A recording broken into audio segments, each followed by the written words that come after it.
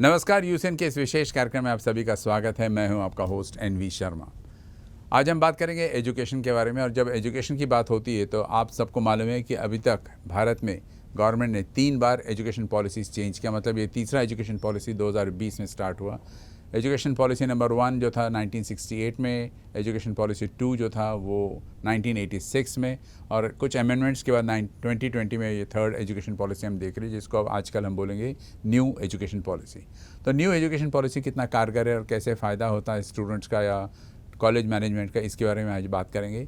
और इससे पहले कि मैं बात करूं, मैं आपको एक एग्जांपल देना चाहता हूं। और मैं जब भी एजुकेशन प्रोग्राम्स करता हूं तो उसमें आचार्य विनोबा भावे जो है उनकी याद आती है, क्योंकि उन्होंने एक बार कहा था कि एक बेकरी में अगर आप गए और वहाँ आपने एक ब्रेड खरीदी, घर में आके देखते हैं कि उस ब्रेड में 3 स्लाइस अच्छे हैं या 4 स्लाइस अच्छे हैं और बाकी 6-7 जो स्लाइसेस है वो बिल्कुल ख़राब हो गए, फंगस लग गया। तो क्या आप उस ब्रेड को खाओगे? ऑब्वियसली आप नहीं खाओगे, क्योंकि उसके अंदर फंगस लग चुका है। कुछ एजुकेशन के पैटर्न का यही हाल हुआ है आजकल, क्योंकि स्टूडेंट को अगर 30 या 35% मिल जाता है तो उसको पास डिक्लेयर किया जाता है। मतलब इनडायरेक्टली ये हुआ, उसको सिर्फ 35% नॉलेज है, 65% नॉलेज नहीं है। तो क्या ऐसा जो स्टूडेंट है वो योग्य रहेगा एम्प्लॉयमेंट के लिए? और यही वजह एक है कि एम्प्लॉयबिलिटी रेशियो हमारे यहाँ बहुत कम है, मतलब 7% एम्प्लॉयबिलिटी रेशियो है। तो इसको कैसे दूर किया जा सकता है, इस ब्रिज को कैसे और कम किया जा सकता है, इसके बारे में आज जानेंगे हम। और उसके लिए आज हमने बुलाया प्रेरणा कॉलेज ऑफ कॉमर्स के प्रिंसिपल डॉक्टर प्रवीण जोशी साहब को। बहुत बहुत स्वागत है सर आपका। सर, जैसे मैं इंट्रोडक्शन बता रहा था, एजुकेशन पॉलिसी में चेंजेस आए और आना ज़रूरी भी है, क्योंकि समय के अनुसार हमको चेंजेस करने हैं। तो इस न्यू एजुकेशन पॉलिसी के बारे में आपके क्या विचार है? सर, न्यू एजुकेशन पॉलिसी जो है वो भारत के लिए बहुत बड़ा वरदान ठहरने वाली है। यह इतने सालों के बाद, लगभग 34 साल के बाद में हमारी एजुकेशन पॉलिसी चेंज हुई है। इसमें सबसे बड़ा लक्ष्य जो रखा गया है, 100% जितने विद्यार्थी हमारे यहाँ पर है सभी को स्कूल का बेनिफिट मिलना चाहिए। आज तक ऐसा था कि हमारे पास कभी 60%, थोड़ा 70%, अभी 5-6 साल पहले वो 80% तक चला गया था स्कूल में बच्चों को आना। न्यू एजुकेशन पॉलिसी के अंतर्गत भारत के सारे बच्चे वे स्कूल जाएंगे, पढ़ेंगे और आगे बढ़ेंगे। ये सबसे बड़ा बेनिफिट जो है मिलने वाला है। और जहाँ तक हायर एजुकेशन की बात है, अभी तक का हमारा जो हायर एजुकेशन का रेशियो था वह था 26%, थोड़ा बढ़ के 27% तक गया। अंडर न्यू एजुकेशन पॉलिसी अभी ये 50% पर ले जाने का गवर्नमेंट का लक्ष्य रखा हुआ है। और हायर एजुकेशन, यूजीसी और बाकी जो हायर एजुकेशन संस्थाएं हैं उसके लिए पूरी तरह से तैयार है। तो हायर एजुकेशन जब तक बढ़ेगा नहीं तब तक देश का विकास होगा नहीं। हमारे यहाँ पर अभी तक जो वर्ल्ड के दृष्टि से या वर्ल्ड के जो फेमस यूनिवर्सिटीज़ है उनके दृष्टि से देखा जाए तो हायर एजुकेशन का रेट हमारे पर बहुत कम था। लेकिन अभी नए एजुकेशन पॉलिसी में यह बढ़कर 50% तक जाएगा, तो विकास दर जो है वह भी बढ़ेगा और पूरे देश का विकास होने में मदद होगी। सर, लेकिन ये जो न्यू एजुकेशन पॉलिसी है ये आपके कॉलेज के लिए कैसे बेनिफिशियल रहेगा, और फॉर दैट मैटर कोई भी कॉलेज के लिए कैसे बेनिफिशियल रहेगा? हमारा जो प्रेरणा महाविद्यालय है यह उच्च शिक्षा में आता है, और यदि स्कूल में बच्चे बढ़ गए, 100% बच्चों को स्कूल में लाया गया, तो ऑब्वियस है कि 12th और ग्रेजुएट लेवल के ऊपर में ज़्यादा बच्चे पहुंचेंगे। और वैसे भी गवर्नमेंट 50% का लक्ष्य रखा हुआ है। तो हायर एजुकेशन की संस्थाएं जो है, आज कई सारी संस्था ऐसे कि जहां पर एडमिशन्स खाली रहते हैं, तो वह एक समय ऐसा होगा कि सभी हायर एजुकेशन के संस्थाओं को विद्यार्थी मिलेंगे और हायर एजुकेशन में विद्यार्थी बढ़ने के कारण सभी संस्थाओं को उसका लाभ मिलेगा और हमारी जो उच्च शिक्षा है वो अधिकांश लोगों तक पहुंचेगी। तो ऐसे डायरेक्ट लाभ हमें नहीं होगा, लेकिन विद्यार्थियों की संख्या बढ़ जाएंगी और संख्या बढ़ने से समाज में शिक्षा का, उच्च शिक्षा का प्रसार होगा। जी। जी सर, इस कार्यक्रम को कई सारे लोग देख रहे हैं। सबको मालूम है कि आप एक फेमस कॉलेज, जिसको हम बोलेंगे प्रेरणा कॉलेज ऑफ कॉमर्स में आप पढ़ाते हो। जी। तो why should a student join your college? अभी मैं किसी महाविद्यालय के साथ में तुलना नहीं करना चाहूँगा कि कौन सा अच्छा है और कौन सा बुरा है या कौन सा मध्यम प्रकार का है। मैं एक बात जानता हूँ कि जहाँ तक हमारा प्रेरणा कॉलेज ऑफ कॉमर्स है, यहाँ पर सबसे पहली प्रायोरिटी जो है वो हमारी डिसिप्लिन को है। हमारे कॉलेज में बाकी कॉलेज जैसा वातावरण है नहीं। हम लोग डिसिप्लिन का पूरी तरह से पालन करवा लेते हैं, एक बात। दूसरी बात, 100% क्लासेस हमारे यहाँ पर होते हैं। हमारे यहाँ पर एक भी क्लास किसी भी ईयर का, किसी भी क्लास का ऑफ नहीं जाता है। तीसरी बात यह है कि हम लोग 100% कोर्स कॉलेज में ही कंप्लीट करते हैं, बच्चों के ऊपर हम कुछ भी छोड़ते नहीं हैं। चौथी बात यह है कि केवल हम पढ़ाना ही नहीं, तो बच्चों के व्यक्तित्व का संपूर्ण विकास जो है वह इंश्योर करते हैं। पर्सनैलिटी डेवलपमेंट जो है, और पर्सनैलिटी डेवलपमेंट करने के लिए हम लोग एक ऐसे ऐसे कार्यक्रम तैयार करते हैं कि जिससे बच्चों का व्यक्तित्व निखर आता है और आगे चल के उनको जीवन में बहुत बड़ी मदद मिलती है। एक संस्था ने मुझे बुलाया था इंटरव्यूज़ कंडक्ट करने के लिए। मैं वहाँ पर गया तो मैंने ये देखा कि हमारे यहाँ के जो पोस्ट ग्रेजुएट बच्चे हुए और जो टीचरशिप के लिए, असिस्टेंट प्रोफेसर के पोस्ट के लिए एलिजिबल हो गए थे, तो वे लोग कैसे बैठे थे और हमारे कॉलेज के बच्चे कैसे बैठे थे, उनका इंटरव्यू कैसे हुआ और हमारे बच्चों का इंटरव्यू कैसा हुआ, इसमें बहुत बड़ा फ़र्क था। तब मेरे समझ में आया कि व्यक्तित्व विकास का महत्व बच्चों के लिए कितना है। तो हम सर्वांगीण विकास जो है वो बच्चों का हमारे कॉलेज में करते हैं। जी, all said and done sir, लेकिन फिर भी कहीं ना कहीं रिफॉर्म्स की आप अपेक्षा रखते हो, तो किस किस्म के रिफॉर्म्स आप लाना चाहते हो आपके कॉलेज के? हमारे कॉलेज में हम 3 लेवल पर रिफॉर्म्स कर रहे हैं। नंबर 1 है कि हम लोग हमारे महाविद्यालय का पूरी तरह से जो इंफ्रास्ट्रक्चर है उसे हम अपग्रेड कर रहे हैं एडवांस टेक्नोलॉजी के साथ में। सभी प्रकार की टीचिंग में जो कुछ एडवांस टेक्नोलॉजी अभी यूज़ होनी चाहिए, वह सारी एडवांस टेक्नोलॉजी हम हमारे कॉलेज में इंट्रोड्यूस कर रहे हैं। आज हमारे कॉलेज में लगभग 40 स्मार्ट बोर्ड हमारे लगे हुए हैं, जो एक हमारे लिए बहुत बड़ा प्लस पॉइंट है। उसके अलावा कई सारे प्रोजेक्टर्स हैं, कई सारे और भी एडवांस टेक्नोलॉजी की जो आवश्यक चीज़ें हैं वो सारी की सारी हमारे यहाँ पर है। दूसरा, हम लोग शिक्षकों की उनकी जो गुणवत्ता है उसको आगे बढ़ाने की कोशिश कर रहे हैं। बाय वे ऑफ उनके लिए हम लोग स्पेशल ट्रेनिंग प्रोग्राम्स लेते हैं। उनके लिए हम फैकल्टी इंप्रूवमेंट प्रोग्राम लेते हैं। बाहर के लोगों को बुलाकर एडवांस टेक्नोलॉजी का उपयोग कैसे करें और टीचिंग लर्निंग ये एक प्लेजेंट एक्सपीरियंस शिक्षक के लिए भी कैसे बने और विद्यार्थियों के लिए कैसे बने, ये भी हम देखते हैं। मतलब पहला इंफ्रास्ट्रक्चर डेवलपमेंट, दूसरा टीचर्स डेवलपमेंट और अपग्रेडेशन, और तीसरा जो है वो स्टूडेंट के व्यक्तिमत्व का विकास। साथ में उनको हम बाहर के संसार का भी एक्सपोजर देते हैं। हम उनको जगह जगह ले जाते हैं, कारपोरेट हाउसेज में लेके जाते हैं, इंडस्ट्रीज में लेके जाते हैं, ताकि उनका लाइफ एक्सपीरियंस जो है वह बढ़ता जाए। तो ऐसे 3 तरह से हम लोग क्वालिटी पर फोकस कर रहे हैं। सर, आज पूरे वर्ल्ड में मॉडर्नाइजेशन की बात हो रही है, मॉडर्न टेक्निक्स की बात हो रही है। कहीं ना कहीं हमारे जो इंडियन कल्चर है, इंडियन ट्रेडिशंस है, उसको लोग भूलते चले जा रहे। तो क्या आप प्रेफर करोगे कि आपके कॉलेज में एक कल्चरल बेस्ड या ट्रेडिशनल बेस्ड एजुकेशन को मिक्स करके मॉडर्न एजुकेशन के साथ चले दोनों? सर, हम लोग हमारे कॉलेज में जो कल्चरल एक्टिविटीज़ लेते हैं उसमें हमारा फोकस जो होता है वह इंडियन कल्चर के ऊपर होता है, ताकि बच्चे हमारे भारतीय संस्कृति के साथ में पूरी तरह से परिचित हो जाए। अभी जैसे छोटी सी बात है, रंगोली स्पर्धा भी अगर लेनी है तो उसमें भी भारतीय संस्कृति के जो भी अलग अलग पहलू है उन पहलू को हम लेंगे। यदि हमें डिबेट कंपटीशन भी लेनी है तो उसमें भी विषय ऐसे डालेंगे हम कि जो भारतीय संस्कृति के साथ में मिले हुए हैं।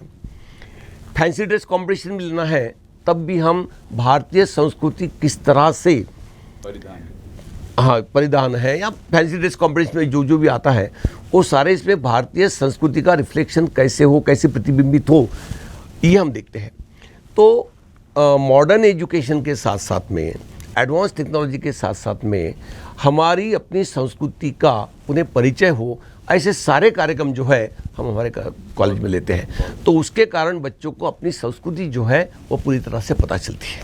हाँ, तो एक blend of modern education and traditional education, ये दोनों आप करोगे। हम लोग करते हैं जी, कहते हैं कि सक्सेस जर्नी आपका जो कॉलेज है प्रेरणा कॉलेज ऑफ कॉमर्स, जिसमें आर्ट्स और साइंस भी शायद है जी, तो इस कॉलेज का ऑलराउंड डेवलपमेंट होने के पीछे सिर्फ एक का हाथ तो नहीं सकते, it is a combined effort. तो आपके टीचर्स जो है, आपके प्रोफेसर्स जो है, उनकी क्या भूमिका रही है इसको और आगे बढ़ाने में? संसार की कोई भी शैक्षणिक संस्था तब तक आगे नहीं बढ़ सकती है जब तक वहाँ उस संस्था को चलाने वाले जो संस्था चालक हैं उनकी मदद ना हो। तो हमारे यहाँ पर प्रेरणा सेवा मंडल प्रेसिडेंट जो हमारे वे प्रोफेसर RC गुल्लाने हैं, और जो हमारे सेक्रेटरी जो है वे डॉक्टर SC गुल्लाने हैं। ये दोनों एजुकेशनिस्ट ही हैं। वे दोनों महाविद्यालय में पहले प्राध्यापक थे और उनके अनुभव से ये संस्था निर्माण हुई है। तो उनका हमें संपूर्ण सहयोग है, हर क्षेत्र में सहयोग है। आर्थिक क्षेत्र में तो है ही, उसके अलावा भी उनका हमें मार्गदर्शन मिलते रहता है। और वे स्वयं शिक्षक होने की वजह से शिक्षकों के लिए क्या क्या आवश्यक है और शिक्षा की गुणवत्ता बढ़ाने के लिए क्या क्या आवश्यक है ये उन्हें पता है। तो उनका एक तो मार्गदर्शन हमें मिलता रहता है, एक बात। दूसरी बात ये है कि कोई भी शिक्षण संस्था तब तक आगे नहीं बढ़ सकती जब तक वहाँ पर शिक्षकों के गुणवत्ता का स्तर ऊंचा ना हो। तो हम ऐसा नहीं है कि हम केवल मेरिटोरियस शिक्षकों को ही हमारे यहाँ पर जॉब देते हैं, हम सभी प्रकार के लोग लेते हैं, लेकिन उन लोगों को हम एक अच्छे जिनमें गुणवत्ता है ऐसे शिक्षकों में बदलते हैं। तो शिक्षकों की गुणवत्ता हम बढ़ाते हैं। जो संस्थापक हैं, जो संस्था चालक है, उनके तरफ से मिलने वाला मार्गदर्शन और शिक्षकों का योगदान, ये दोनों बातों से आज हमारी संस्था जो है वह आगे बढ़ रही है। बहुत बढ़िया सर। कहते हैं एक हाथ से ताली नहीं बजती जी। तो इस सक्सेस स्टोरी के पीछे पेरेंट्स भी रहे होंगे, स्टूडेंट्स भी रहे होंगे, टीचर्स भी रहे होंगे, आप हैं, आपकी जो संस्था है, ये सब। तो इनके बीच में कोऑर्डिनेशन, समन्वय जिसको कहते हैं, वो कैसे एस्टेब्लिश करते हैं आप? सर हमारे यहाँ पर पेरेंट्स टीचर्स मीटिंग जो है वे रेगुलर होते हैं। हम लोग फीडबैक जो लेते हैं वो पेरेंट्स से भी लेते हैं कि आप क्या चाहते हैं कि हमारे संस्था में और क्या होना चाहिए। पेरेंट्स की तरफ से जो भी सुझाव आते हैं और जो रिजनेबल है, ऐसे सारे सुझाव हम इम्प्लीमेंट करते हैं। मतलब इस तरह से हमें समाज का एक योगदान इसमें मिलता है। दूसरा, विद्यार्थियों से हम फीडबैक लेते हैं कि आप क्या चाहते हैं कि हमारे महाविद्यालय में और क्या क्या होना चाहिए, और कौन से एक्टिविटीज़ होनी चाहिए, कौन से स्पोर्ट्स होनी चाहिए, कौन से फैसिलिटीज़ होनी चाहिए। और विद्यार्थियों का जो फीडबैक आता है उसमें जो भी रिजनेबल ऐसे उनके डिमांड्स हैं या उम्मीदें हैं, उस पर भी हम लोग काम करते हैं। साथ में हम हमारे शिक्षकों को भी पूछते हैं कि आप और क्या चाहते हैं, हमारी संस्था को आगे बढ़ाने के लिए आपके क्या व्यूज़ हैं। हम उन सबको लिखने लगाते हैं और लिखने के बाद में हम उस पर भी विचार करते हैं। उसके बाद में जो बड़े बड़े एजुकेशनिस्ट हैं नागपुर के या नागपुर के बाहर के जो है, उनका भी हम हमेशा ओपिनियन लेते रहते हैं। जैसे हमारे यहाँ पर डॉक्टर वेद प्रकाश मिश्रा है, जैसे हमारे यहाँ पर सिद्धविनायक काणे सर है या देशपांडे सर है। ऐसे जो भी एजुकेशनिस्ट है इस क्षेत्र में जो बहुत आगे बढ़े, जिन्होंने बहुत बड़ा काम किया है, ऐसे लोगों का हमेशा हम मार्गदर्शन लेते रहते हैं। तो उसके कारण हमारी संस्था बहुत आगे बढ़ रही है। तो एक टीम एफर्ट है आप कह रहे हैं? एक टीम एफर्ट निश्चित ही है, बिना टीम एफर्ट के कुछ भी पॉसिबल नहीं होता है। एक टाइम था सर जब हार्ड वर्क के ऊपर स्ट्रेस किया जाता था, लेकिन आजकल स्मार्ट वर्क के ऊपर स्ट्रेस किया जाता है। जी। तो हार्ड वर्क वर्सेस जो स्मार्ट वर्क है, इसमें आप क्या प्रेफर करोगे? Do you prefer a blend of it? Hard work और स्मार्ट वर्क। स्मार्ट वर्क में भी हार्ड वर्क ज़रूरी है। स्मार्ट वर्क पॉसिबल नहीं है बिना हार्ड वर्क के। स्मार्ट लेवल तक पहुंचने के लिए आपको पहले हार्ड वर्क करना पड़ेगा। वैसे स्मार्ट वर्क आप नहीं कर सकते हैं। हम सडनली अगर किसी को बोलेंगे कि स्मार्ट वर्क कर तो पॉसिबल नहीं है। उसके लिए पहले हार्डवर्क का फाउंडेशन होना चाहिए, उसके बाद में हम सब स्मार्ट वर्क तक पहुंचते हैं। लेकिन आज के युग को देखते हुए हार्डवर्क के बाद में हम स्मार्ट वर्क को ही ज़्यादा महत्व देते हैं। आज जैसे मैं इंट्रोडक्शन बता रहा था सर कि स्टूडेंट्स की जो एम्प्लॉयबिलिटी रेट है तो बहुत कम है, 7% है। तो इसके हिसाब से आप क्या जो करंट इवैल्यूएशन सिस्टम है या एग्जामिनेशन सिस्टम है, ये इसको आप प्रेफर करोगे या इसको और चेंजेस लाना चाहते हो? क्या चेंजेस लाना चाहते हो? अभी हमारे पर जो सिस्टम है कि मतलब यूनिवर्सिटी का तो ऐसा है कि 35% अगर मार्क्स इसको मिलते हैं तो पास हो जाता है। लेकिन हम लोगों की कोशिश जो है, हमारा जो प्रयत्न है कि हमारे यहाँ पर सारे विद्यार्थी जो है वे अबाउट 60% फर्स्ट क्लास जिसे हम कहते हैं उसमें ही पास हो। तो और ये होता भी है। अभी इस साल देखिए कि यूनिवर्सिटी की एग्जामिनेशन में अभी जिसके रिजल्ट्स आउट हुए हैं, हमारे यहाँ के 15 बच्चे जो है वो मेरिट में हैं। हमारे यहाँ पर गोल्ड मेडल भी आया हुआ है। तो हमारा फोकस जो है वो अबाउट 60% के लिए ही है। यूनिवर्सिटी का अपना अपना एक पैरामीटर है, लेकिन हमने अपने लिए पैरामीटर जो तैयार किया है वो अबाउट 60% किया हुआ है और हम सारे शिक्षकों को उसी दृष्टि से मेहनत करने लगाते हैं। और उसमें हम क्या करते हैं कि जो मतलब बहुत अच्छे बच्चे हैं उनको हम ज़्यादा उन पर ध्यान देते हैं, लेकिन जो बच्चे कमज़ोर हैं उन पर और ज़्यादा ध्यान देकर हम उनको ए ग्रेड में लाना चाहते हैं। कुछ आप एक्स्ट्रा क्लासेस वगैरह लेके? एक्स्ट्रा क्लासेस लेते हैं, पर्सनल गाइडेंस देते हैं, डिफ़िकल्टी सेशन लेते हैं, उनके लिए हम ओरिएंटेशन लेते हैं, ब्रीच कोर्सेज चलाते हैं, ये सारी बातें उनके लिए करते हैं। तो उसके कारण जो लड़के एजुकेशनली बैकवर्ड है या इंटेलेक्चुअली थोड़े पीछे है, उनको उन बच्चों के बराबरी में लाने की हम पूरी कोशिश करते हैं और उसका परिणाम भी हमें बहुत अच्छा मिलता है।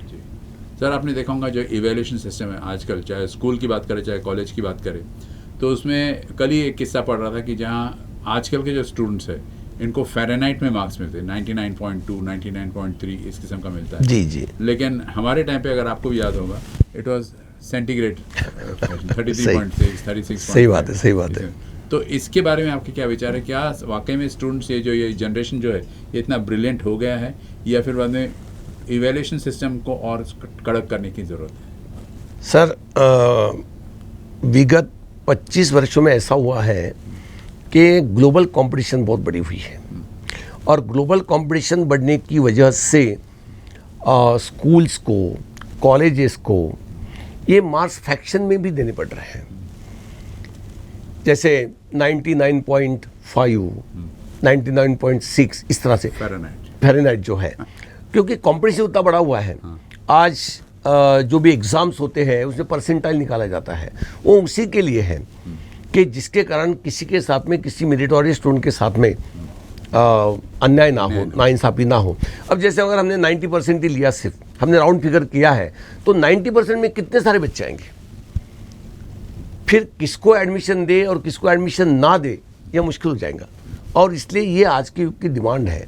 आज के युग में यह करना ही पड़ेगा कि हमें ऐसे मार्क्स देने पड़ेंगे। जो ऑब्जेक्टिव पैटर्न है, हैज़ दैट हेल्प्ड? पहले हमारे टाइम पे सब्जेक्टिव पैटर्न हुआ करता। ऑब्जेक्टिव पैटर्न जो है वह इस समय जो है कोरोना के बाद में जो हमने इंट्रोड्यूस किया है या यूनिवर्सिटी में ऑब्जेक्टिव पैटर्न में जो एग्ज़ाम्स ली है, ये तो केवल एक प्रकार की अरेंजमेंट थी। लेकिन ऑब्जेक्टिव पैटर्न जो है वह विद्यार्थियों का इंटेलेक्चुअल होराइजन जो है वह कभी भी नहीं बढ़ा सकता है। वो संभव नहीं है। उसके लिए सब्जेक्टिव लगेगा और सब्जेक्टिव एग्ज़ाम सिस्टम अगर रही तो ही विद्यार्थियों का शैक्षणिक और बौद्धिक विकास हो सकता है। जी। एज अ प्रिंसिपल आपका क्या रोल रहा है सर इस कॉलेज को आगे बढ़ाने में? टीचर्स की तो बात की हमने, स्टूडेंट्स की बात की, पर्सनली अगर आपकी बात करूँ तो आपने क्या ऐसे कदम उठाए? पहली बात तो ये है कि मैं कॉलेज का डायरेक्टर हूँ, मैं प्रिंसिपल नहीं हूँ। मेरा जो पोजीशन है वह डायरेक्टर का है। जी। तो प्रिंसिपल के ऊपर की मेरी पोजीशन है। तो as the director of the institution मैंने कई सारे कदम उठाए हैं। मैंने सबसे पहली बात तो है कि सारे विद्यार्थियों के साथ में अपना रैपो बना लिया है, नंबर 1। दूसरी बात है कि सारे विद्यार्थियों को मेरा फ़ोन नंबर देकर मैं उनकी कंप्लेंट जो है वो पर्सनली अटेंड करता हूँ। तीसरी बात यह है कि शिक्षकों के लिए, शिक्षकों की गुणवत्ता बढ़ाने के लिए मैंने कई सारे कार्यक्रम आयोजित किए हैं। तरह तरह के सेमिनार्स आयोजित किए हैं, तरह तरह की कॉन्फ्रेंसेस आयोजित की है, नेशनल लेवल की, इंटरनेशनल लेवल की। मैंने रिसर्च के ऊपर, शिक्षकों के रिसर्च के ऊपर मैं बहुत जोर दिया है कि ताकि उनके मैक्सिमम रिसर्च पेपर पब्लिश हो और उनका रिसर्च में की, उनकी जो रिसर्च में की रुचि है वह बढ़े। ये सब जब करते हैं और फैकल्टी इम्प्रूवमेंट प्रोग्राम जो होते हैं उसमें विविध प्रकार के लोग, स्कॉलर्स आते हैं उनको पढ़ाने के लिए, जो जाने माने शिक्षक हैं या एजुकेशनिस्ट हैं वे लोग आते हैं, तो उनके मार्गदर्शन से हमारे शिक्षकों का भी स्तर जो है वो ऊंचा होता है। तो मेरे जाने से पहले भी ये प्रयास होते थे, लेकिन वे छोटे पैमाने पर होते थे। मैंने उसको बड़े पैमाने पर अभी शुरू किया है और उसका रिज़ल्ट हमें ये दिखाई देता है कि मैंने जब ये कॉलेज ज्वाइन किया था तब वहाँ की विद्यार्थियों की संख्या जो थी वो 1700 थी। आज हम 5,500 के ऊपर पहुँच चुके हैं। गुड, वो ये अपने आप में रिफ्लेक्ट हो जाता है। तो ये जो सारा हुआ है ये विद्यार्थियों पर फोकस करने की वजह से हुआ है, स्टूडेंट सेंट्रिक एजुकेशन बनाने की वजह से हुआ है। प्रेरणा कॉलेज ऑफ कॉमर्स है सर, तो क्या इसमें आर्ट्स और साइंस फैकल्टी ऑलरेडी है या आप इंट्रोड्यूस करना चाहते हैं, फ्यूचर मिशन है आपका? जी, एक्चुअली अभी हमारा प्रेरणा कॉलेज ऑफ कॉमर्स नहीं रहा है, अभी हमारा Prerna college of commerce, science and arts बन चुका है। हमने पहले जब शुरू हुआ था तो प्रेरणा कॉलेज ऑफ कॉमर्स ही था ये, और केवल कॉमर्स था वहाँ पर। लेकिन 15 साल पहले हमने साइंस भी इंट्रोड्यूस कर दिया है। हमारे यहाँ पर BSc IT से शुरुआत हुई, BCA से और शुरुआत हुई हमारे यहाँ पर। अभी हमने बहुत सारे साइंस के, कंप्यूटर साइंस और प्लेन BSc और ऐसे बाकी बहुत सारे कोर्सेज हमने इंट्रोड्यूस किए साइंस के। हमारे यहाँ पर MSc है, MSc मैथमेटिक्स है, MSc कंप्यूटर साइंस है, हमारे यहाँ पर MCM है। ये सारे साइंस के कोर्सेज हमारे यहाँ पर हैं। तो पहले कॉमर्स था, बाद में साइंस इंट्रोड्यूस किया और इस वर्ष से हमने आर्ट्स भी इंट्रोड्यूस किया है। मतलब कंप्लीट। तो अभी हमारा Prerna college of commerce, science और आर्ट्स इस नाम से जाना जाएगा। नाम चेंज करने के लिए एक प्रोसीजर होती है जो हम इस साल करेंगे, तो हो सकता है कि एक वर्ष के अवधि में यह नाम भी चेंज हो जाएगा। जी, कहते हैं सर कि जैसे बहुत न्यू एजुकेशन पॉलिसी ने अभी वो मौका दिया स्टूडेंट्स को to choose across different streams. मतलब एक इकोनॉमिक्स का एक सब्जेक्ट लूँ मैं, साइंस का सब्जेक्ट लूँ, आर्ट्स का सब्जेक्ट लूँ, जी, वो आपने बहुत पहले से बंदोबस्त करके रख दिया। जी, हमारे यहाँ पर तो होगा वो, निश्चित होगा। कई सारे चैलेंजेस आते हैं सर कॉलेजेस को रन करने में, मेंटेन करने में, मैनेज करने में, तो किस किस्म के चैलेंजेस आपके सामने आते हैं और प्रेरणा कॉलेज को किस तरह से आप मोटिवेट करते हुए उसको ओवरकम कैसे करते हो? सबसे बड़ा प्रॉब्लम तो हमारे सामने अभी है कि हमारे पास जगह बहुत कम है। हम नए जगह के लिए कोशिश कर रहे हैं। जैसे हमें नई जगह इसी प्रीमाइसेस के बाजू मिलती है, वैसे हमारा और वर्टिकल और हॉरिजॉन्टल ग्रोथ होगा। अभी केवल हमारा जो है वो वर्टिकली ग्रोथ हो रहा है बिल्डिंग्स का। तो अभी हमने सामने भी जगह ली है, नई बिल्डिंग बन रही है, 4 मंजिली उसकी बन गई है, इसलिए हमने इस साल आर्ट्स शुरू किया है। वो बिल्डिंग 9 मंजिली बनने वाली है। 9 मंजिली बनने के बाद में और बहुत सारे कोर्सेज जो है हम वहाँ पर लाने वाले हैं। साथ में विद्यार्थी बढ़ेंगे, साथ में फैकल्टी बढ़ेंगी, तो इस तरह से कॉलेज का ग्रोथ जो है वो हो रहा है। वीरगांव कैंपस है हमारा, वो 20 एकड़ का कैंपस है। तो वहाँ पर तो अभी हमारी CBSE स्कूल चलती है, इंटरनेशनल स्कूल चलती है वहाँ पर। लेकिन वहाँ पर हम एक प्राइवेट यूनिवर्सिटी भी खोल रहे हैं। हो सकता कि आने वाले 2-3 साल में वो हमारा ड्रीम भी पूरा हो जाए। तो वहाँ पर हम केवल महिलाओं के लिए कॉमर्स यूनिवर्सिटी खोलना चाहते हैं, डेडिकेटेड कॉलेज खोलना चाहते हैं, मतलब यूनिवर्सिटी खोलना चाहते हैं। प्राइवेट यूनिवर्सिटी होगी, लेकिन आने वाले 2 या 3 साल में वो यूनिवर्सिटी भी एस्टेब्लिश हो जाएंगी। जी, डीम नहीं, प्राइवेट यूनिवर्सिटी रहेंगी वहाँ पूरी तरह से, लेकिन केवल महिलाओं के लिए और केवल कॉमर्स सब्जेक्ट्स के लिए। आपने सर पर्सनैलिटी डेवलपमेंट की बात की, और पर्सनैलिटी डेवलपमेंट का एक इम्पॉर्टेंट फैक्टर रहता है SWOT, मतलब आपके जो स्ट्रेंथ है या वीकनेस है या अपॉर्चुनिटीज़ है या थ्रेट्स है, इनको आप कैसे कैलकुलेट करते आंकते हो इसको? जहाँ तक हमारे कॉलेज के स्ट्रेंथ का क्वेश्चन है, हमारी मैनेजमेंट जो है ये हमारी बहुत बड़ी स्ट्रेंथ है। उनके तरफ से मिलने वाला जो आर्थिक सहाय हमको मिलता है वो हमारी बहुत बड़ी स्ट्रेंथ है। जो संस्था चालक है उनकी आगे बढ़ने की इच्छा जो है, यह भी हमारी बहुत बड़ी स्ट्रेंथ है। टीचर्स का डेडिकेशन, ये हमारी दूसरी स्ट्रेंथ है। और समाज का और ख़ास करके पालक वर्गों का जो हमें सपोर्ट मिलता है, वो हमारी तीसरी स्ट्रेंथ है। और विश्वविद्यालय की तरफ से हमें जो मदद मिलती रहती है, वो हमारी चौथी स्ट्रेंथ है। तो ये सारे हमारे स्ट्रेंथ हैं जी। हाँ, और अभी जो हमने एडवांस टेक्नोलॉजी हमारे यहाँ पर लाई है, वो हमारी नेक्स्ट स्ट्रेंथ बन जाती है, एडिशनल स्ट्रेंथ बन जाती है। वीकनेसेस की बात करें तो क्या होंगे? ये हमारी स्ट्रेंथ हो गई है। वीकनेसेस में मैं बताया कि आप हमारे यहाँ पर लैंड का बहुत बड़ा प्रॉब्लम है। लैंड का प्रॉब्लम होने की वजह से हम कई बार पार्किंग का प्रॉब्लम फेस करते हैं। और कई सारे बच्चे ऐसे कि जिनको स्पेस कंस्ट्रेंट्स के कारण हम लोग एडमिशन दे नहीं पाते हैं। हम लोग एक्सपांशन करना चाहते हैं, लेकिन लैंड यह प्रॉब्लम होने की वजह से हम लोग एक्सपांशन कर नहीं पा रहे हैं। तो स्पेस कंस्ट्रेंट्स ये हमारा कभी कभी वीकनेस बन जाता है। ये हो गया वीकनेसेस और स्ट्रेंथ। अपॉर्चुनिटीज की बात करें, अपॉर्चुनिटी तो हमारे लिए बहुत सारी है, और आने वाले कई वर्षों में उन सबका, मैंने आपको बताया कि एक प्राइवेट इंस्टीट्यूट हमको खोलना है। अभी हमारा कॉमर्स ऑलरेडी है, साइंस ऑलरेडी हमारे पास है, आर्ट्स इस साल से शुरू हुआ है। हम सारे सब्जेक्ट्स में पोस्ट ग्रेजुएशन शुरू करना चाहते हैं। हमारे कॉलेज को हम रिसर्च सेंटर बनाना चाहते हैं, ये हमारे लिए एक अपॉर्चुनिटी है। और सेंटर फॉर पोटेंशियल एक्सेलेंस हम उसको बनाना चाहते हैं।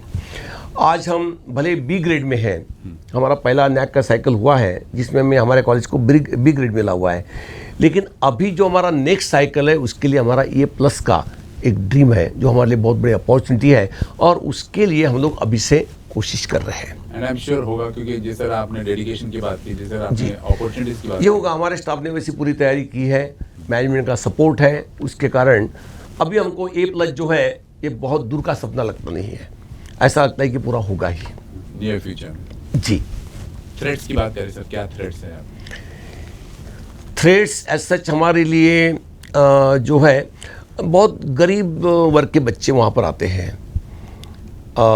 ऐसे लोग आते हैं वहाँ पर कि जो मतलब फीस भर नहीं सकते हैं, उनका फीस आता नहीं है। तो कई बार ऐसा होता है कि फिनेंशियली हमारा जो कॉलेज है वो फिनेंशियल डिफ़िकल्टीज़ में आ जाता है, लेकिन फिर भी ठीक है, मैनेजमेंट का सपोर्ट होने की वजह से हम कैसे भी मैनेज कर लेते हैं। तो कभी कभी फिनेंशियल क्राइसिस, जैसे पिछले 2 साल में हमको फिनेंशियल क्राइसिस बहुत आ गए थे, but we are overcome them. तो वही एक हमारे लिए थ्रेट हो सकता है। बाकी हमारे लिए ऐसा कोई थ्रेट है नहीं। बाकी हमारा किसी से कंपटीशन नहीं है, बाकी किसी कॉलेज के साथ में हम कंपैरिजन करते नहीं हैं।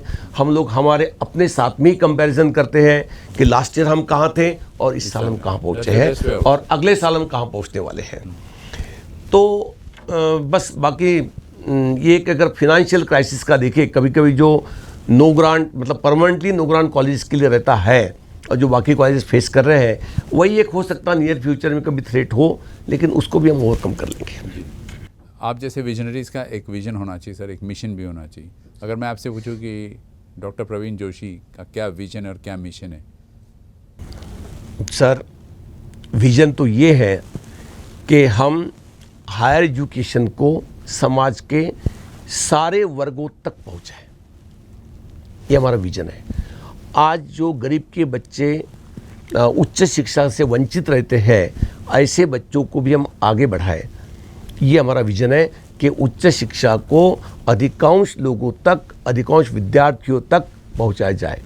और उसके लिए हमारा प्रयास ये रहता है कि हमारे ही महाविद्यालय से निकलने वाले बच्चों को पोस्ट ग्रेजुएट करने के लिए हम लोग बहुत प्रोत्साहित करते हैं।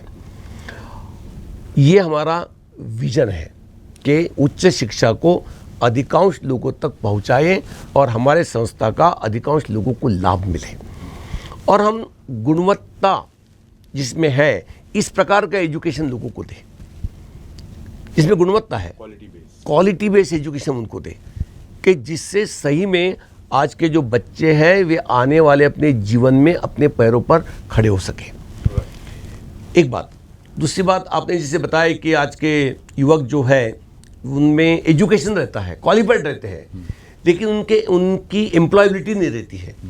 तो हम अपने बच्चों में एम्प्लॉयबिलिटी भी तैयार करना चाहते हैं। कि ऐसा नहीं कि प्रेरणा कॉलेज के बाद बाहर निकला और डिग्री लेके निकला है, उनसे कुछ नहीं आता है। तो उसको केवल क्वालिफाइड बनाना नहीं है, तो एम्प्लॉयबल बनाना है, ये भी हमारा एक विजन का हिस्सा है। बहुत बढ़िया। और जहाँ तक मिशन है, मिशन ये है कि हम लोग भविष्य के लिए मतलब विद्यार्थियों का भविष्य नहीं बनाना चाहते, अभी हम भविष्य के लिए विद्यार्थी तैयार करना चाहते हैं। Nicely sir. विद्यार्थियों का भविष्य बनाना, विद्यार्थियों का भविष्य बनाना, तो बहुत सालों से हम सुन रहे हैं कि ये संस्था विद्यार्थियों का भविष्य बनाती है। हमारा अपना मिशन ये है कि हम भविष्य के लिए हमारे बच्चे बनाना चाहते हैं, हमारे विद्यार्थी बनाना चाहते हैं, ये हमारा लक्ष्य है।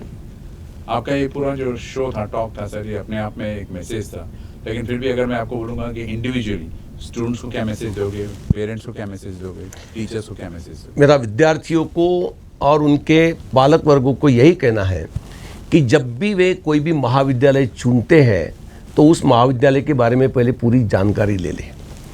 केवल कई महाविद्यालय में उन्हें बहुत कम पैसों में प्रवेश मिल रहा है या और कोई प्रलोभन दिया जा रहा है, ऐसे महाविद्यालय में न जाते समय सही में हमारे बच्चों को, हमारे विद्यार्थियों को गुणवत्तापूर्ण ऐसी शिक्षा कहाँ मिलती है और उनका जीवन कहाँ बन सकता है, जहाँ पर सजगता के साथ में शिक्षक विद्यार्थियों के लिए मेहनत करते हैं और विद्यार्थियों को आगे बढ़ाने की कोशिश करते हैं और भविष्य के लिए तैयार करते हैं। ऐसा ही भी महाविद्यालय चुने जिससे बच्चों ने ली हुई शिक्षा जो है उनके काम में आएंगी और समाज का विकास होगा, हमारे देश का विकास होगा। बहुत बढ़िया, बहुत बढ़िया। Thank you very much sir. Pleasure talking.